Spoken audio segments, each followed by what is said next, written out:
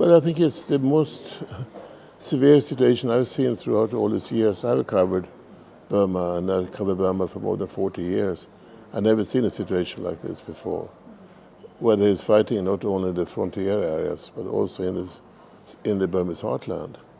And it is obvious that the junta did not anticipate that. They thought that they would be able to crack down on the demonstrations and they would be it. They would be bloody, but it was that in 1988 as well. But there's sort of the heartland, everything sort of fizzled out after a while.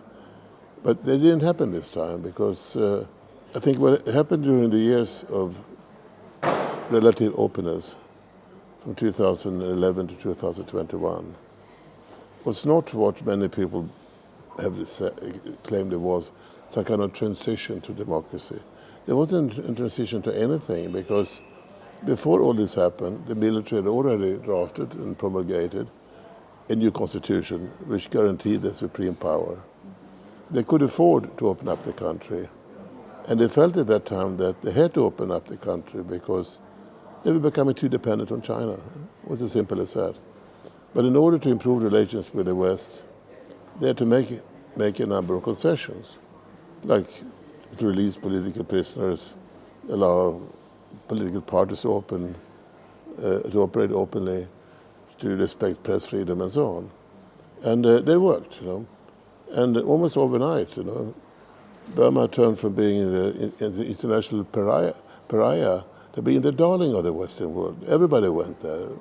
Even Hillary Clinton went there, Obama went there, the King of Norway went there, British Prime Minister, and everybody was praising these fantastic things that were happening. But it was basically an illusion because it wasn't really meant to change the basic power structure of the country. It remained the same. But what did happen, though, during those years was not a transition, but a transformation of Burmese society. You had a whole generation of people who certainly got used to freedoms that they never enjoyed before. And they didn't want to go back to the old system. So they resisted. First, by taking to the streets to demonstrate, but when they were fired at and people were killed, many of them went and took up arms.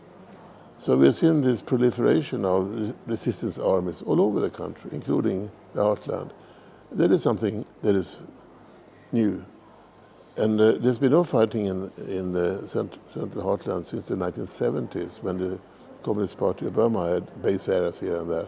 But even at that time, there was nothing compared to what is happening today.